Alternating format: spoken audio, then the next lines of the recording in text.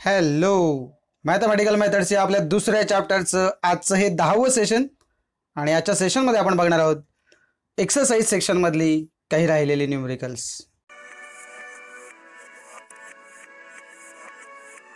So मागच्या सेशनमध्ये आपण एकूण 3 न्यूमरिकल बघितली होती बघा, जी मी तुम्हाला म्हटलं की एक्सरसाइज सेक्शनमधली जी आहेत. आणि पुढचं न्यूमरिकल जे घेतोय आपण चौथं न्यूमरिकल बघा काय म्हटलंय, find a vector which is parallel to V bar is equal to I cap minus 2 cap and has magnitude 10. म्हणजे असा वेक्टर आपल्याला शोधून काढायचा आहे जो V bar is equal to I cap minus 2 कॅपला पॅरलल असेल आणि ज्याची मॅग्निट्यूड किती असेल 10 असेल. तर सिम्पली जर आपण या न्यूमरिकलकडे सरळ बघितलं तर आपल्याला माहिती आहे पॅरलल हा शब्द वापरला, याचा अर्थ काय झाला तर दोघांची डायरेक्शन काय असली पाहिजे, सारखी असली पाहिजे. आणि म्हणून आपण युनिट वेक्टरची जी कन्सेप्ट आहे ती इथे वापरू शकतो. कशी वापरू शकतो बघा, सोल्युशनकडे जर आपण वळलो तर पहिल्यांदा आपण ते मेन्शन करून टाकूया की युनिट वेक्टर काय रिप्रेझेंट करतो, तर वेक्टरची डायरेक्शन रिप्रेझेंट करतो. हे आपल्याला माहिती आहे, सो मेन्शन करून टाकले आपण. We know that unit vector represents the direction of a vector. आणि जर दोन वेक्टर पॅरलल असतील म्हणजे एकाच डायरेक्शनमध्ये असतील तर काय कंडिशन असेल तर दोघांचं युनिट वेक्टर जो आहे तो काय असणार आहे तर सेम असला पाहिजे. म्हणजेच याचा अर्थ मला काय म्हणायचं आहे बघा, की जो काही आत्ता आपल्याला दिला आहे V bar is equal to I cap minus 2 cap, याचा जो युनिट वेक्टर आपल्याला मिळेल तोच युनिट वेक्टर त्या दुसऱ्या वेक्टरला सुद्धा मल्टिप्लाय केला, दुसऱ्या वेक्टरला मल्टिप्लाय केला म्हणण्यापेक्षा दुसऱ्या वेक्टरची जी काही मॅग्निट्यूड आहे तिला आपण जर मल्टिप्लाय केलं तर आपल्याला तो वेक्टर मिळून जाईल. त्याचं मॅग्निट्यूड किती आहे तर ती 10 आहे असं आपल्याला दिलेलं आहे. सो ते पण लिहून टाकूया. If two vectors are parallel, ब्रॅकेटमध्ये लिहिलं बघा same direction, their unit vectors must be same. So दोघांचे युनिट वेक्टर सेम असणार आहेत. म्हणून आपण काय करतोय, हा जो आपल्याला वेक्टर दिला आहे त्याचा युनिट वेक्टर आपण काढून घेऊया. आणि युनिट वेक्टर काढायची मेथड जी आहे ती आपल्याला माहिती आहे. युनिट वेक्टर कसा काढतो आपण, तर या केसमध्ये कसा येईल तो V bar upon magnitude of V bar. आणि लिहून टाकूया आपण, unit vector of given vector is V cap is equal to V bar upon magnitude of V bar. बरोबर आहे. आणि हे मागच्या वेळेला आपण केलंय त्याच्यामुळे कदाचित तुमच्या पटकन लक्षात येईल. हा आपला वेक्टर होता तो, आणि याची जर मॅग्निट्यूड काढायची असेल तर आपण काय केलंय, हा बघा याचा कोएफिशियंट आहे तो किती होता 1 होता आणि याचा -2. सो ax² प्लस, बरोबर आहे ना. या पद्धतीने आपण तो फॉर्म्युला वापरला होता. इथे मी डायरेक्ट केलं होतं. मागच्या वेळेस जेव्हा आपण युनिट वेक्टरचं गणित सोडवलं तेव्हा पहिल्यांदा व्ही बार वेगळा कॅल्क्युलेट करून घेतला होता आणि मग तो सबस्टिट्यूट केला होता. इथे मी थेट सबस्टिट्यूट केला कारण की तुम्हाला ते कळलंय कसं येतं ते. त्यामुळे ही जी मॅग्निट्यूड घ्यायची आहे त्याच्यात आपण कसं केलंय तर स्क्वेअर रूट ऑफ 1² याचा जो कोएफिशियंट आहे, मी पुन्हा एकदा तुम्हाला आठवण करून देतो. तुम्ही काय करताय माहिती आहे, बऱ्याचदा कन्फ्युजनमध्ये आहात. ज्याचा कोएफिशियंट 0 असेल तेव्हा लेटर्स दिलेला नसणार आहे, बरोबर आहे. तर इथे परिस्थिती बघा काय आहे. इथे ॲक्च्युली आय कॅप दिला याचा अर्थ बाजूला 1 आहे, ओके. आणि ज्यावेळेला 0 इंटू आय कॅप समजा असेल तर तो 0 असणार आहे, लक्षात घ्या. काही वेळेला आपल्या कन्फ्युजनमध्ये खूप मोठी भर पडते बघा. तसंच दुसरी महत्त्वाची गोष्ट तुम्हाला येथे सांगायची आहे मला, की इथं -2चा स्क्वेअर आहे. काही लोक त्याचं -4 करतायत. स्क्वेअर कुठलाही पॉझिटिव्ह नंबर असो किंवा निगेटिव्ह नंबर असो त्याचा स्क्वेअर हा नेहमी पॉझिटिव्ह असणार आहे. कारण की आपल्याला माहिती आहे स्क्वेअर म्हणजेच काय, त्याच संख्येने त्याच संख्येला गुणणे. म्हणजे -2 इंटू -2, सो मायनस मायनस मग प्लस होतो आणि -2चा स्क्वेअर किती होतो 4 होतो. काही लोक तिथे -4 करून घेतात आणि मग काय होतं 1 - 4 आणि मग उत्तर त्यांचं -3 येतंय, बरोबर. मागच्या एका होमवर्कमध्ये अशी सिच्युएशन आपल्याकडे आली होती की तिथे ज्या वेळेला आपण -j कॅप राहिला होता तर बऱ्याच लोकांनी तो जे कॅप आहे तो विसरूनच टाकला आणि आय कॅप आणि के कॅपचे कोएफिशियंट घेतले. तिथला -1चा स्क्वेअर जो होता तो ॲडअप करायचा राहिला, तो त्याच्यामुळे थोडंसं उत्तर चुकलं. त्यामुळे ते या वेळेला चुकणार नाही याची खात्री करून घ्या, एकदा कन्फर्मेशन होऊ दे. अर्थात चुकाल तर शिकाल ही पद्धत आहे आपली. त्याच्यामुळे नक्कीच चुकला तर कदाचित पुढच्या वेळेला नक्की लक्षात राहील तुमच्या, अशी ती परिस्थिती असतेच. आणि म्हणून चुकलात तरी काही हरकत नाही, कॉन्फिडन्स लो होऊ देऊ नका. चुकलात तरच तुम्हाला ते बरोबर लक्षात राहील की हां इथे मी गेल्या वेळेला चुकलो होतो किंवा चुकले होते, असं जर तुमच्या लक्षात राहिलं तरच तुम्हाला याची प्रॅक्टिस होईल आणि तुम्ही करेक्ट आन्सर आपल्याला जेव्हा पाहिजे म्हणजे कधी, मुख्य म्हणजे परीक्षेमध्ये आपल्याला ते व्यवस्थित लिहिता येईल याची खात्री बाळगा. तर आताची ही जी परिस्थिती आहे, आता थोडंसं विषांतर झालं पण हे तुम्हाला सांगणं गरजेचं होतं. आता इथे परिस्थिती बघा काय आहे, तर तुम्हाला माहिती आहे की 1² आणि इथे -2² म्हणजे हे मी डायरेक्ट लिहू शकतो. किती लिहेन बघा, याचा स्क्वेअर किती होईल 1 आणि याचा 4 म्हणजे किती होईल स्क्वेअर रूट ऑफ 5. तर मी काय करतो डायरेक्ट स्क्वेअर रूट ऑफ 5 इथे सबस्टिट्यूट करतो आणि तुम्हाला दाखवतो की व्ही कॅपची जी व्हॅल्यू आहे ती किती आली बघा. तर आय कॅप मायनस 2 जे कॅप हा आपल्या वरती होताच आणि मॅग्निट्यूड त्याची आली √5. मागच्या वेळेला आपण ते पुन्हा स्प्लिटअप जसे करून घेतले होते तसं मी तुम्हाला दाखवतो.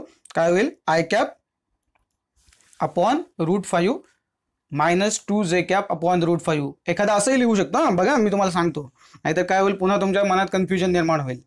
इथे एखादा असं लिहिलं 1 अपॉन √5 आणि आय कॅप बाहेर, बरोबर ना, आणि तसंच इथे 2 अपॉन √5 आणि त्याच्या बाजूला जे कॅप असं लिहिलं तरी हरकत नाही. फक्त हिशोब तोच आहे त्यामुळे त्याची व्हॅल्यू काय तिथे बदलत नाही, कारण इथे 1 इंटू आय कॅप म्हणजे शेवटी तो आय कॅपच असणार आहे, बरोबर आहे. तसंच इथे 2 असणार, इथे जे कॅप असणार म्हणजे तो 2 जे कॅपच असणार आहे. ओके, आता हा युनिट वेक्टर आपल्याला मिळाला. त्यांनी विचारलं काय होतं की आपल्याला काय करायचं आहे, तो वेक्टर काढायचा ज्याची मॅग्निट्यूड किती असणार आहे 10 असणार आहे. म्हणून आपल्याला काय करावं लागेल, या युनिट वेक्टरला आपल्याला 10 ने सिम्पली मल्टिप्लाय करावं लागेल. सो मेन्शन करून ठेवूया ते, to obtain the vector having magnitude 10 we need to multiply above unit vector by 10. आता पण लक्ष द्या, मॅग्निट्यूड 10 हवी आहे म्हणून मी 10 ने गुणतोय. नाहीतर तुमची परिस्थिती होईल की तुम्हाला असं वाटेल की प्रत्येक वेळेला 10 ने गुणायचं आहे. हे लक्षात घ्या तुम्ही. अंक बदलले की तुम्हाला तिथला अंक बदलायचा हे सुद्धा लक्षात राहत नाही. त्यामुळे बरेच लोक गल्लत काय करतात की तिथे मी जे लिहिलेलं असतं ते घेतात. 10 ने गुणायचं कुठे ठरलेलं नाही आहे. इथे आपल्याला मॅग्निट्यूड 10 हवी आहे म्हणून मी 10 ने मल्टिप्लाय करणार आहे, हे लक्षात घ्या. सो आपला जो वेक्टर आता युनिट वेक्टर आपल्याला जो दिसतोय त्याला मग मला काय करावं लागेल, तर 10 ने मल्टिप्लाय करायचं. वेक्टर कुठला, तर आता हा ऑब्टेन केला युनिट वेक्टर, त्याला मी 10 ने मल्टिप्लाय करतोय आणि मग 10 ने मल्टिप्लाय करायचं. आतमध्ये तुम्ही मल्टिप्लाय करून घेऊ शकता. किती होईल बघा ते 10 अपॉन √5 मायनस 20 अपॉन √5 असं द्या मला. 10 अपॉन √5 इंटू आय कॅप आहे, बरोबर ना, इथला आय कॅप आहे आणि इथे 10 इंटू 2 म्हणून 20 झालेत अपॉन √5 जे कॅप. ओके, आता इथे मी थांबतोय का, कारण याचं उत्तर जे पुस्तकामध्ये दिले ते इथपर्यंतच दिलंय. याच्या पलीकडे जाऊन आपल्याला खरं तर उत्तर काढता येणार आहे का, तुम्हाला मी सांगितलं कालच्या सेक्शनमध्ये जो गोंधळ झालाय ना, पुन्हा एकदा तुम्हाला नीट समजावून सांगतो. बघा इथे काय होतंय, मी तुम्हाला नेहमी सांगतो जसं स्प्लिटिंग गरजेचं असेल तरच करायचं. आता इथे तुम्हाला दिसतोय √5, तर याचं स्प्लिटिंग तुम्ही कसं करू शकता, या केसमध्ये इथे 10 आहे, बरोबर आहे. हा 10 म्हणजे किती होईल, तर 5 इंटू 2, बरोबर. तर इथे 5 इंटू 2 जर करू शकत असाल तर काय होईल, हा √5 आणि वरती 5 आहे, त्याच्यामुळे जर का 5 अपॉन √5चं उत्तर √5 येतं. आणि मग इथे किती शिल्लक राहणार ते तुम्हाला कॅल्क्युलेशननी तिथे 2 शिल्लक राहणार, कारण इथे 5 इंटू 2 आहे, तो 2 वेगळा राहिला आणि 5 अपॉन √5चं उत्तर √5. म्हणजे इथे परिस्थिती त्या पद्धतीने येऊ शकते. पण याच्यामध्ये पुन्हा काय होईल, तुमचं कन्फ्युजन होईल की काय करायचं काय नाही करायचं. त्यामुळे इथपर्यंत उत्तर काढल्यात तरी चालेल. इथे सुद्धा ते आपल्याला शक्य आहे. इथे सुद्धा 5 इंटू 4 करता येईल, बरोबर. त्यामुळे इथे √5 इंटू 4 राहील. मग सो 4 इंटू √5 इंटू जे कॅप, आणि इथे मी मगाशी म्हटलं ते 2 इंटू √5 इंटू आय कॅप असं ते राहू शकलं असतं. पण पुस्तकामध्ये एवढंच उत्तर तुम्हाला दिलंय म्हणून मी इथे दिलंय, कारण अधिक कन्फ्युजन तुमचं वाढू नये. जर तुम्ही समजून घेऊ शकलात हे, तर तुम्ही त्या पद्धतीने लिहिलात तरी चालेल. ओके, ठीक आहे. सो या पद्धतीने आपण जो रिक्वायर्ड वेक्टर होता तो या ठिकाणी ऑब्टेन केलाय. आता पुढचं जे न्यूमेरिकल आहे, अर्थातच तुम्हाला मी म्हटलं त्या पद्धतीने आपल्याकडे जे सोडवायला दिलं एक्सरसाइज सेक्शन मधलं त्यातलंच हे न्यूमेरिकल आहे. 2 न्यूमेरिकल मला वाटतं मी 8व्या सेशनमध्ये ती घेतली होती. एक मी सोडवून तुम्हाला दाखवलं त्यातलं आणि एक तुम्हाला दिलं होतं.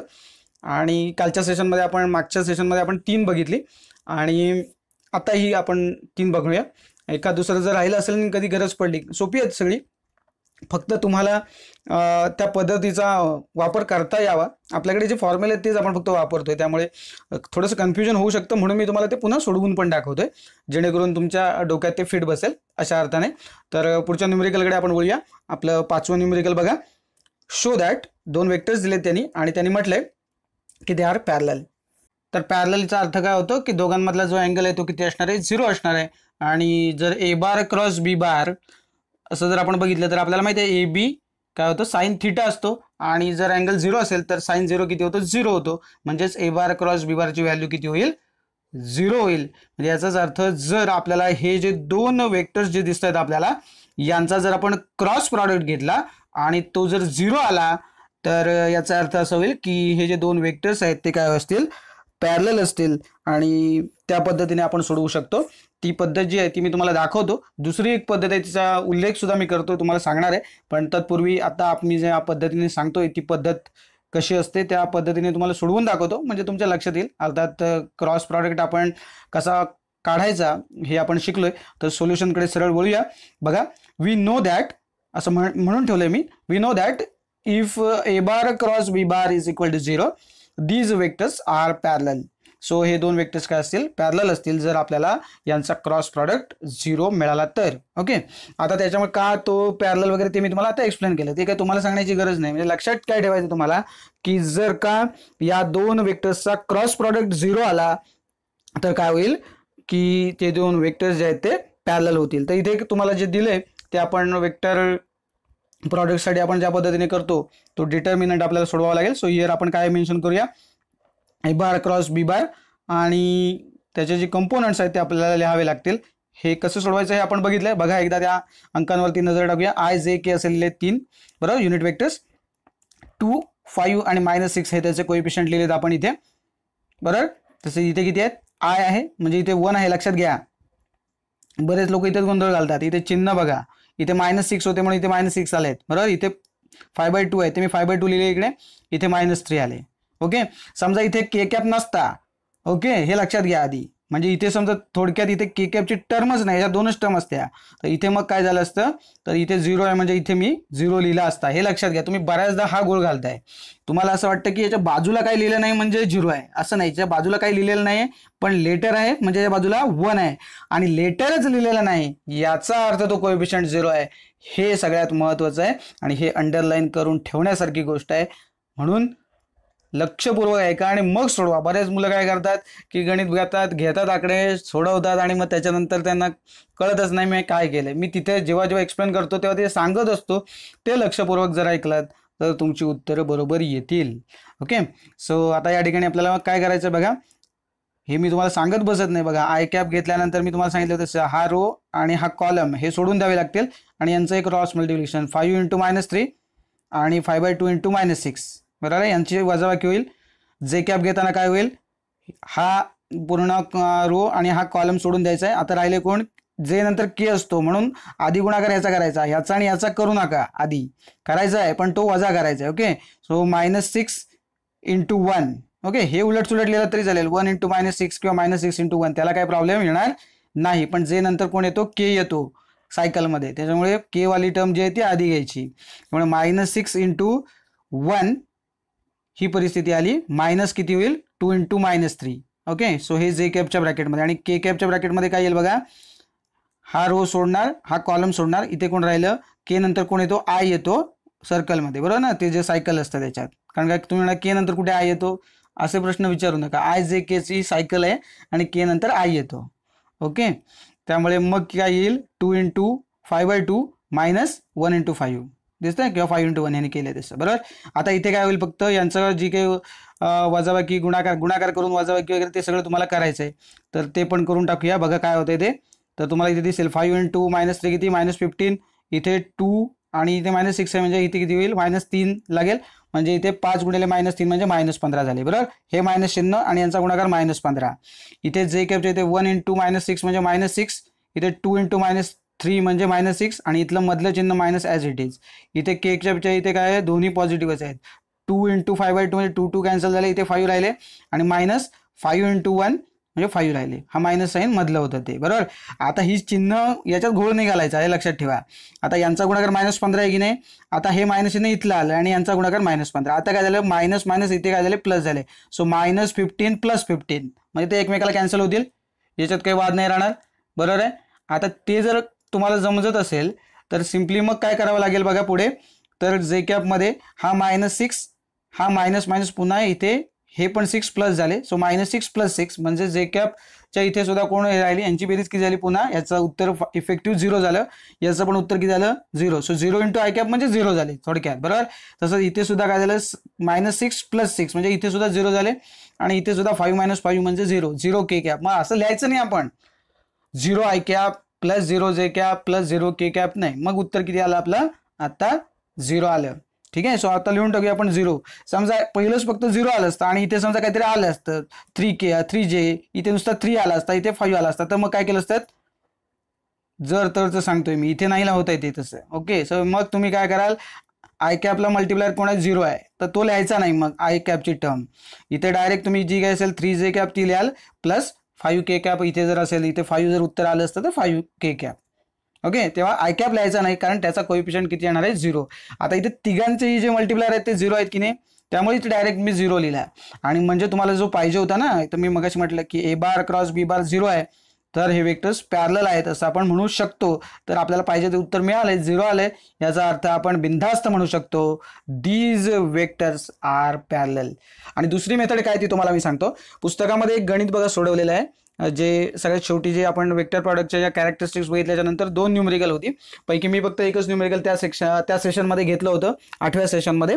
तिथे ते केलंय बघा. ते पॅरलल जर असेल तर तुम्हाला काय करून दाखवायचंय तर सिम्पली जर तुम्ही याच्याकडे नीट लक्ष दिलं तर मी इथं तुम्हाला तोंडी सांगतो बघा.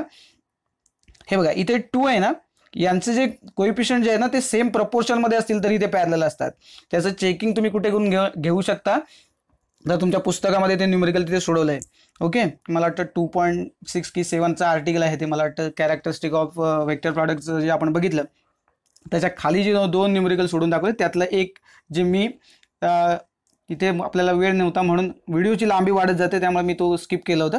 तर इथे तुम्हाला सांगतो बघा इथे 2 आहे इथे याचा कोएफिशियंट किती आहे 1 आहे म्हणजे याच्या निम्मे इथला कोएफिशियंट आहे. इथे 5 आहे इथे 5/2 आहे म्हणजे याच्या निम्मेच झाला ना बरोबर आहे. आणि इथे -6 आहे आणि इथे -3 आहे. सो या तिघांचे जर रेशो जर तुम्ही घेतलेत 2/1 इज इक्वल टू 5/5/2 आणि -6/-3 तर तुम्हाला रेशो किती मिळतो 2:1.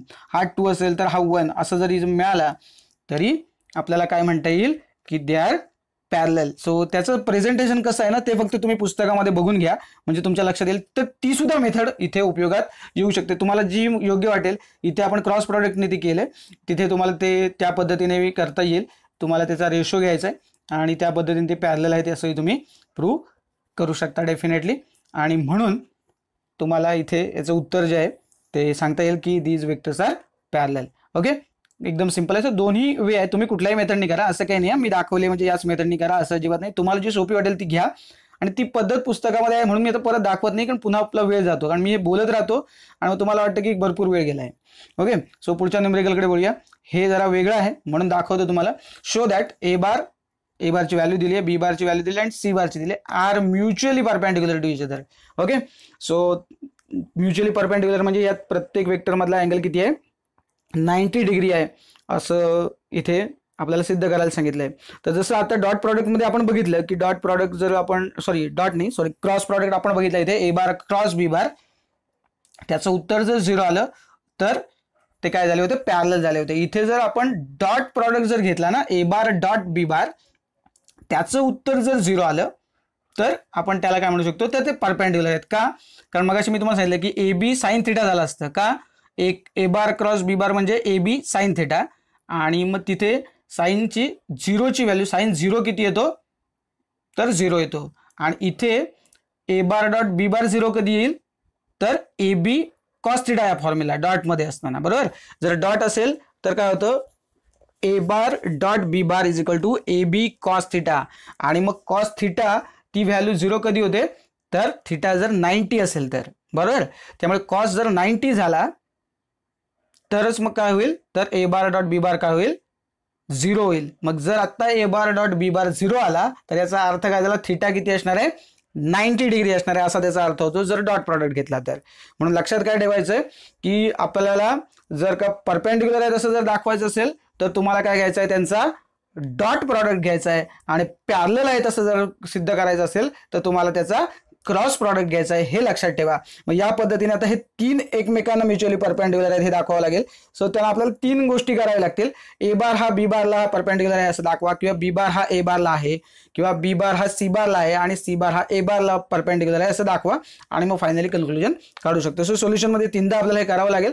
तर बोलूया मी पहिल्यांदा ए बार डॉट बी बार घेतो बघा. आपल्याला माहिती आहे A X B X plus A Y B Y plus A Z B Z तिथले जे कोइफिशियंट आहेत ते आपण लगेच घेऊन टाकूया. बघा एचा जो कोइफिशियंट आहे किती आहे 2 आहे दिसतोय. नंतर बीचा फक्त हे 2च वेक्टर घेतले ना पहिल्यांदा सी नाही सध्या बाजूला ठेवला आहे. आता फक्त आपण ए आणि बी बद्दल बोलतोय त्यामुळे 2 याचा किती होता 3 होता. इथे जेचा 3 आहे इथे जेचा -6 आहे इथे केचा 6 आहे आणि इथे केचा कोइफिशियंट 2 आहे. ओके, सो हे कोइफिशियंट लिहून झाले. आता काय होईल बघा, यांचा गुणाकार सिम्पली तुम्हाला करायचा आहे. किती आला, 2 त्रिक 6, इथे 6 त्रिक 18 आहे पण -18 आहे आणि 6 दुणे 12 आहे +12 आहेत. ओके, सो 12 आणि 6 किती झाले, 18 आणि हे -18 म्हणजे उत्तर किती आलं, 0. म्हणजे मी मगाशी म्हटलं ते जर तुमचा डॉट प्रॉडक्ट 0 आला याचा अर्थ ते काय आहेत, परपेंडिक्युलर आहेत एकमेकांना. म्हणजे तुम्ही काय लिहू शकता की B bar is perpendicular to A bar असं म्हणू शकता, कारण आपण ए बार आणि बी बारचा डॉट प्रॉडक्ट घेतलेला आहे.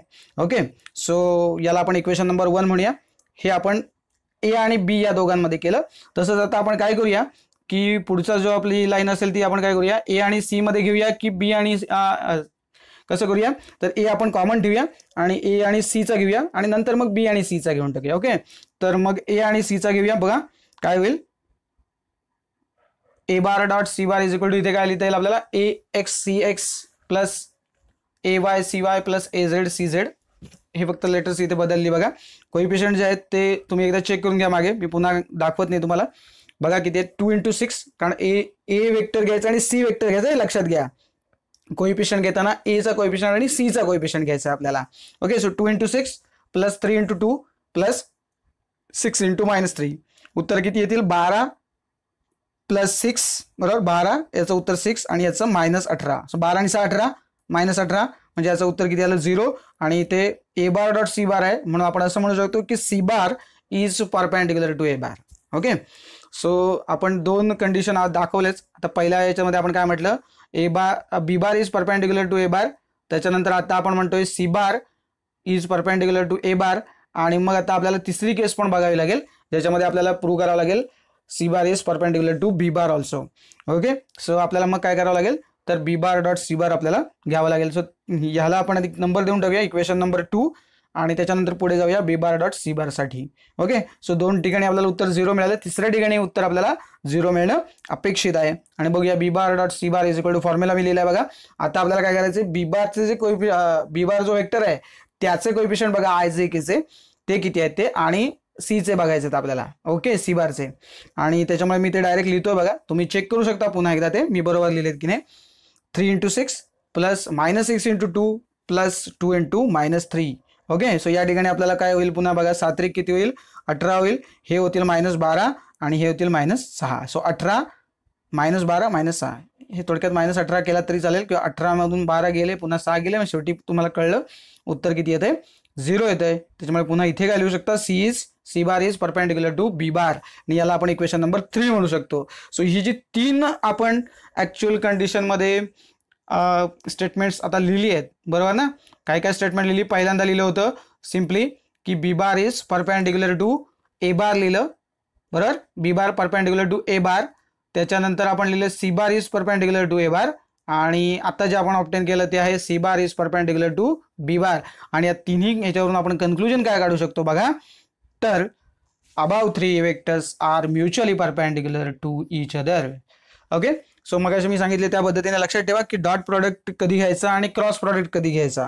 ओके, सो ते जर तुम्ही लक्षात ठेवलात तर इझिली तुम्ही न्यूमेरिकल सोडवू शकता. आपण त्याच ज्या कॅरेक्टरिस्टिक्स बघितल्यात ना स्केलर प्रॉडक्ट आणि वेक्टर प्रॉडक्टच्या, त्याच्यावरतीच सगळं अवलंबून आहे आणि वेगवेगळ्या प्रकारचे प्रश्न सेट होऊ शकतात. आपण याच्यावरती जर आपल्याला वेळ मिळालाच तर पुन्हा कधीतरी, अर्थात हे सगळं बऱ्यापैकी सिलेबस पुढे गेल्याच्या नंतर शक्य आहे आपल्याला, तर याच्यापेक्षा अजून व्हरायटी आपण काय देऊ शकतो अशी वेगळी न्यूमेरिकल सुद्धा बघू नक्कीच, आणि ती तुम्हाला आवडतील. इंटरेस्टिंग आहे खरा टॉपिक हा स्केलर आणि वेक्टर, जर तुम्ही इंटरेस्टने शिकलात तर. आणि खरं तर फिजिक्स खूप सोपं आहे, तुम्ही तसं म्हटलं तर. तुम्ही सगळं म्हटलं हे कठीण आहे, मला काही जमणार नाही, तर ते जमणार नाहीच. आणि हे खूप सोपं आहे असं जेव्हा तुम्ही म्हणायला सुरुवात कराल, त्यात इंटरेस्ट दाखवाल, तेव्हाच हे शक्य आहे की येस फिजिक्स म्हणजे सगळ्यात सोपा आणि आवडता विषय तुमचा होऊन जाईल. ओके, तर सगळ्या प्रस्तावना आता थांबूया आणि वळूया. 3 न्यूमेरिकल तुम्हाला मी आज दाखवली, तर त्याच्यावरती बेस्ट होमवर्क तुमच्यासमोर ठेवतोय बघा. आजचा होमवर्क बघा तुमच्यासाठी काय आहे बघा. ह्याच्यामध्ये मी तुम्हाला सिम्पली सांगितलं आता तुम्हाला काय करायचं आहे, पॅरलल आहे, तर इथं या ठिकाणी पहिल्या ठिकाणी काय करावं लागेल, तर युनिट वेक्टर फाइंड आउट करावं लागेल. त्याला 5 ने मल्टिप्लाय केलं की तुम्हाला ते उत्तर मिळून जाईल. ओके, पॅरललच्या कंडिशनमध्ये पण तुम्हाला सिम्पली आहे.